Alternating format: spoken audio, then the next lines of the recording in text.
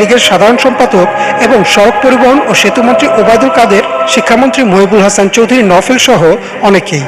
ওবায়দুল কাদের তার এক বক্তব্যে বলেন, এসব রাজাকারদের প্রতিহত করতে ছাত্রলীগই যথেষ্ট। তার এই উস্কানিমূলক বক্তব্যের পর সভাপতি সাদ্দামের নেতৃত্বে দেশীয় অস্ত্র নিয়ে ঠিক 2018-র মতো এবারও সাধারণ শিক্ষার্থীদের উপর হামলা করে ছাত্রলীগ। লাঞ্ছিত করা হয় নারী শিক্ষার্থীদেরও। তবে এবারের শিক্ষার্থীরা চুপ থাকেনি, তারা পাল্টা প্রতিরোধ গড়ে তোলে। সাধারণ শিক্ষার্থীদের প্রতিরোধের মুখে বিশ্ববিদ্যালয় হল ছেড়ে পালাতে শুরু করে ছাত্রলীগের নেতাকর্মীরা।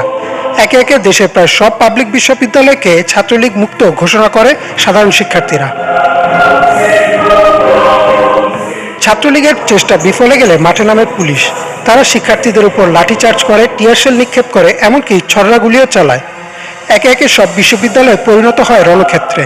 এমন অবস্থায় রংপুরে বেগম রোকেয়া বিশ্ববিদ্যালয়ের শিক্ষার্থী আবু সাইদকে পুলিশ নিরস্ত্র অবস্থায় খুব কাছ